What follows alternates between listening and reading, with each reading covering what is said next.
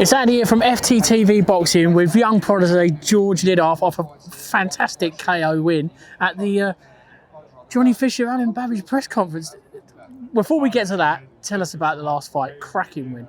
Yeah, no, look, it went to plan. I went out there, I was relaxed, and as much as people might laugh at me saying it, I didn't rush my work. You know, I picked my shots and happened to pick a corker in the first round, and yeah, as soon as I put him down that first time, I thought this ain't going the distance. You know what I mean? So, yeah, you listen, when I'm relaxed and have a good camp like I had, I'm a dangerous fighter, and the more they come to fight like he did, you know, the quicker you're going to see him go down.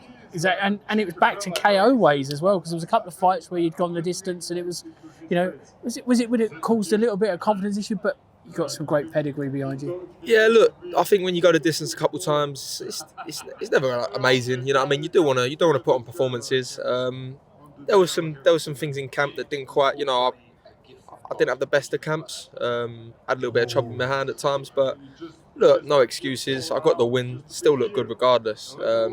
Yeah, back to knockout ways, and you know, I enjoy that. It's always good to get the rounds in as well. I mean, if you go in, you blast through your opponents in sort of 60 seconds for the first 5 fights. What are you really learning? No, that's the thing. I got 6 rounds in with, you know, 3 on the trot. I think it was with, you know, experienced fighters. One was like 5-1, but boxed some decent records. Tough guy in the Dutch guy. One was Peter Kramer, very experienced fighter. You know, been taken the rounds many times. And one was an unbeaten guy, my first ever fight out in Vegas. So, you know, I think they were good experience rounds for me. And as you see, I've leveled up as a fighter since then from that. And yeah, we're back to knockout ways. And that's it. And the experience of going to Vegas, some would call it the previous home of boxing. Depends on how you look at it. What was that Riyadh's like? a new one, isn't it? Oh yeah, definitely. Oh mate, it was unbelievable. You know, LA was out there for 3 weeks. Tough camp. When I say the trainings were hard, it was very hard.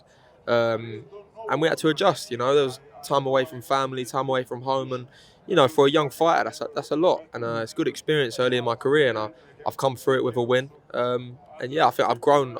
I feel like I grew from a boy to a man, you know, in that LA trip. Come back with a bit of facial hair, so my mum would definitely say that anyway.